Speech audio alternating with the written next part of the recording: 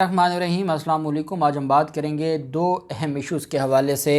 एक पाकिस्तानी हैं, लाहौर के रहने वाले हैं और उनका अपना घर नहीं है और वो एक झोंपड़ी में रहते थे और स्विस बैंक में उनके नाम पर 4 अरब रुपए का अकाउंट सामने आया है।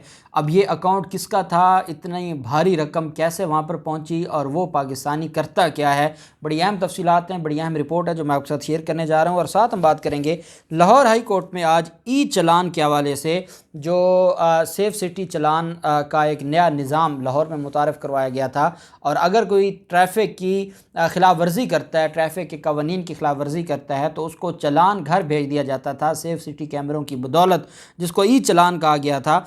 उस पर लाहौर हाई कोर्ट में ये चैलेंज किया गया था। लाहौर हाई कोर्ट में आज जब इस पर समाअत हुई तो लाहौर हाई कोर्ट ने इस मामले पर सवाल उठाया और कहा कि जब कोई कानून एग्जिस्ट नहीं करता तो सेफ सिटी अथॉरिटी ई चलान कैसे कर रही है और कैसे वो लोगों को भेज रही है और कैसे ये सारे का सारा मामला चल रहा है। लाहौर हाई कोर्ट में सेफ सिटी कैमरों से किए जाने वाले ई चलान के खिलाफ दरख्वास्त पर समाअत हुई। अदालत ने सेफ सिटी अथॉरिटी के ज़रिए ई चलान करने पर इजहार तशवीश का इजहार किया और इजहार तशवीश का इजहार करते हुए सेक्रेटरी कानून, CEO सेफ सिटी और सेक्रेटरी ट्रांसपोर्ट को 21 मार्च को तलब कर लिया। अदालत ने पंजाब हुकूमत को भी तफसीली जवाब जमा करवाने का हुक्म जारी कर दिया और कहा कि कानून के बगैर सेफ सिटी के पास क्या ई चलान का इख्तियार है और इस तरीके से जब आप ई चलान करते हैं और आप लोगों के घर चलान भिजवा देते हैं और आप उनको भारी जुर्माने भी आयद करते हैं तो क्या इसका कोई कानून मौजूद है, कोई ट्रैफिक कवानीन में कोई तब्दीली आपने की है, कोई अमेंडमेंट की है, कोई आपने इसमें कोई नई चीज़ को नया कानून लेकर आए हैं या आपने अपनी मर्ज़ी की है और आपने कहा है कि चलें ठीक है हमारी मर्ज़ी है और हम ई चलान करना शुरू कर देते हैं और सेफ सिटी कैमरों की बदौलत हम ई चलान लोगों के घरों में भेजना शुरू कर देते हैं। तो अदालत ने कहा कि ये कोई तमाशा है कि आपका जो दिल चाहे आप करने, आपका जो दिल चाहे आप वो काम शुरू कर दें। कोई कानून भी कोई चीज़ होती है, जिस चीज़ का कानून ही नहीं है, जिस चीज़ का कोई लॉ एग्जिस्ट नहीं करता, जिसका कानून आपने बनाया नहीं है, आप कैसे इन सारे मामलात को देख सकते हैं। मैं कल जस्टिस शाह जमील ख़ान साहब की अदालत में था तो वहाँ पर एक मामला था, ये जो मुख्तलिफ़ जो पोर्ट्स हैं और उसमें एक तो सी पोर्ट है, ड्राई पोर्ट का जो मामला है, जैसे लाहौर में ड्राई पोर्ट है और फैसलाबाद में, मुख्तलिफ़ पंजाब के और पूरे मुल्क में। तो ड्राई पोर्ट की ये हालत है कि कोई ऐसी अथॉरिटी या लॉ एग्जिस्ट नहीं करता जो उसको चलाए। वहाँ पर मुख्तलिफ़ प्राइवेट लोगों को ठेके दे दिए जाते हैं, वो वहाँ बैठ कर ड्यूटी वसूल करते हैं, टैक्स वसूल करते हैं। अब जो वहाँ पर ऑफिसर बैठा है ना उसको पता है कि किस कानून के तहत वो ये सारा मामला चला रहा है और ड्राई पोर्ट किस कानून के तहत चाह रहे हैं, कुछ भी नहीं पता।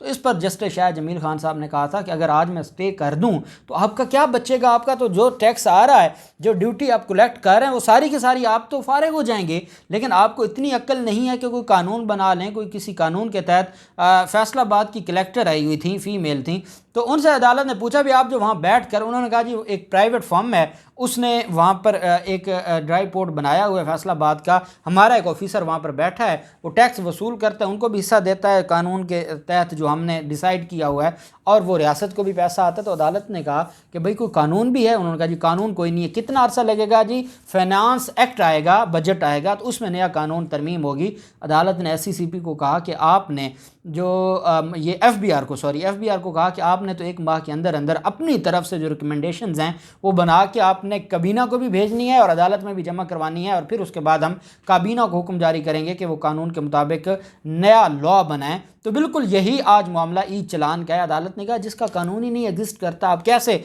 चलान कर सकते हैं, तो ये तो इलीगल है।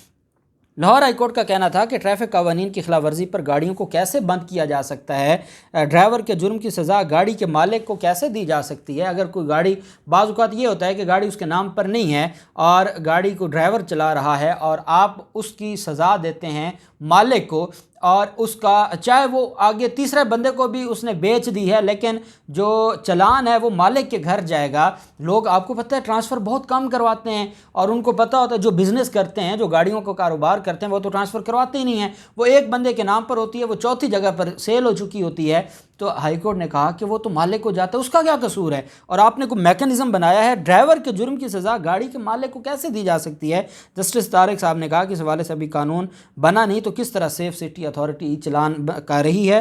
क्या अदालती हुक्म पर कानून साजी के बगैर ई चलान किए जा सकते हैं? کہ اگر آج عدالت حکم جاری کر دے اور قانون ہو نہیں تو کیا عدالت حکم پر آپ یہ کام شروع کر دیں گے؟ عدالت کا مزید کہنا تھا کہ قانون سازی کے بغیر اس طرح کے اقدامات غیر قانونی ہیں۔ ایڈیشنل ایڈوکیٹ جنرل نے عدالت سے استدعا کی کہ ہمیں تحریری جواب جمع کروانے کی مہلت دی جائے۔ عدالت نے 21 مارچ کو ڈیٹیل رپورٹ طلب کر لی ہے اس معاملے پر، اور یہ ایک بڑا اہم آج کا سماعت تھی جو میں نے آپ کے ساتھ شیئر کی۔ دوسری طرف ایک بے گھر پاکستانی کے سوئس بینک اکاؤنٹ میں 4 ارب روپے نکل ہے، اور یہ رپورٹ سامنے آئی ہے۔ محمد جاوید نامی ایک پاکستانی ہے، یہ ایک بے گھر پاکستانی ہے، اس کا اپنا گھر بھی نہیں ہے اور لاہور کا رہنے والا ہے، اور اس کے سوئس بینک میں 2 اکاؤنٹس ہیں جن میں موجود 4 ارب روپے کے لگ بھگ ہے۔ جاوید سے متعلق انکشاف ہوا ہے کہ وہ کبھی پاکستان سے باہر گیا ہی نہیں، اور یہاں بھی کسی بینک میں کوئی اکاؤنٹ نہیں ہے اس کا، اس نام کا کوئی شخص FBR کے سسٹم میں موجود ہی نہیں ہے۔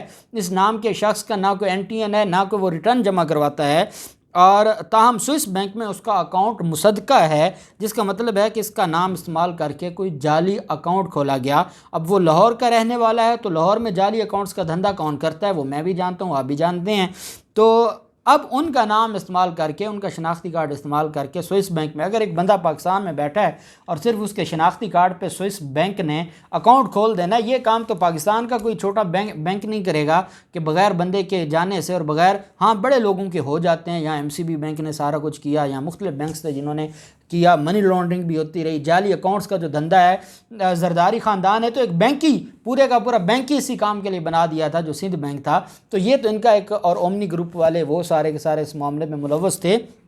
بہرحال 2003 میں جس وقت جاوید کے نام سے پہلا کارپوریٹ اکاؤنٹ سوئس بینک میں کھولا گیا تھا، اس وقت اس کی عمر 23 سال تھی۔ وہ ایک فیکٹری کے ملازم تھے جس کی 300 کے قریب روزانہ کی اجرت تھی۔ 300 کی دہاڑی پر ایک مزدور تھا جس کے نام پر 2003 میں پہلا اکاؤنٹ کھولا گیا۔ 2005 میں جاوید نے پہلا پاسپورٹ بنوایا اور اسی وقت ان کے اکاؤنٹ میں 3.4 ارب روپے موجود تھے 2005 میں۔ محمد جاوید سے جب پوچھا گیا تو اس نے کہا کہ اس نے پاسپورٹ ملائیشیا جانے کے لیے، محنت مزدوری کے لیے جانے کے لیے، ملائیشیا جانے کے لیے یہ بنوایا تھا، لیکن ایجنٹ کو دینے کے لیے اس کے پاس پیسے نہیں تھے کہ وہ آگے ویزے کا جو پروسیس ہے وہ مکمل کروا سکتے، اس وجہ سے وہ کبھی بھی ملائیشیا نہیں جا سکا۔ اس کے بعد جاوید کا ایک اور اکاؤنٹ سوئس بینک میں کھل گیا جس میں 40 کروڑ 10 لاکھ روپے کی رقم منتقل کی گئی۔ جاوید کا اس متعلق کہنا ہے کہ وہ نہیں جانتے کہ کب اور کس نے ان کی شناخت استعمال کر کے اتنا بڑا فراڈ کیا ہے۔ اب انہوں نے یہ بھی کہا ہے، سوئس اکاؤنٹ ہولڈر کا یہ بھی کہنا ہے کہ اگر میں اتنے پیسے کا مالک ہوتا تو یہاں اتنی معمولی زندگی میں کیوں گزار رہا ہوتا۔ انہوں نے کہا کہ میں کسی اچھے پوش علاقے میں رہتا، میرا اچھا گھر ہوتا، گاڑیاں ہوتی، بنگلے ہوتے۔ وہ کہتے ہیں کہ میں لاہور کے علاقے گلبرگ میں ایک جھونپڑی میں رہتا تھا جس کو چند مہینے پہلے سیورنج لائن پر تجاوزات ہٹانے کے لیے ان کی جھونپڑی کو بھی مسمار کر دیا گیا تھا انتظامیہ کی طرف سے۔ جاوید کا کہنا ہے کہ LDA والوں نے صرف 10 منٹ دیے کہ سامان اٹھا لیں۔ جاوید کے بھائی بھی یہاں سے جا چکے ہیں لیکن وہ اپنی والدہ کے ساتھ یہاں رہائش پذیر ہے۔ انہوں نے کہا کہ وہ یہاں سے جا نہیں سکتے کیونکہ دینے کے لیے کرایہ نہیں ہے۔ جاوید کی ماں سے جب ان کے بیٹے کے سوئس اکاؤنٹس کا سوال کیا گیا تو وہ بھی رونے لگی۔ اس نے کہا کہ میں غریب ہوں، ہمیں تو پتہ ہی نہیں ہے سوئس اکاؤنٹس کیا ہوتے ہیں، ہم نے تو 1 لاکھ روپے کبھی نہیں دیکھا، تو 4 ارب ہمارے نام پر کیسے آ گئے۔ اس پر جو جاوید کے نام پر سوئس اکاؤنٹس کھولے گئے وہ یہی محمد جاوید ہے جو نومبر 1977 میں پیدا ہوا۔ اس شخص کی شناخت کو کیسے استعمال کر کے یہ اکاؤنٹس کھولے گئے یہ ایک راز ہے، اور یہ اب اداروں کی ذمہ داری ہے کہ وہ، یہ 2 ہی خاندان ہیں جن کی طرف یہ کھرا جائے گا چوری کا، یا وہ جاتی عمرہ یا ماڈل ٹاؤن کی طرف، یا وہ زرداری ہاؤس کی طرف جائے گا۔ اس کے علاوہ اور تو کوئی اتنا بڑا بلنڈر کر نہیں سکتا۔ یہاں تو چپڑاسیوں کے نام پر 16 ارب روپے کی منی لانڈرنگ کی گئی، تو 4 ارب کے نام پر کوئی سوئس اکاؤنٹ کھل جائے تو یہ کوئی گھاٹے کا سودا نہیں تھا، اور یہ پہلے بھی اس طرح کے کام کرتے رہے۔ اور اب دیکھتے ہیں کہ ادارے اس پر کیا تحقیقات کرتے ہیں اور کیا جاوید کو انصاف ملتا ہے، یا اور نہیں تو اس 4 ارب میں سے کچھ مل جائے تاکہ وہ اپنی اچھی زندگی گزار سکے۔ اللہ پاک پاکستان کا ہم ناصر ہو۔ بہت شکریہ۔ اللہ حافظ۔ پاکستان زندہ باد۔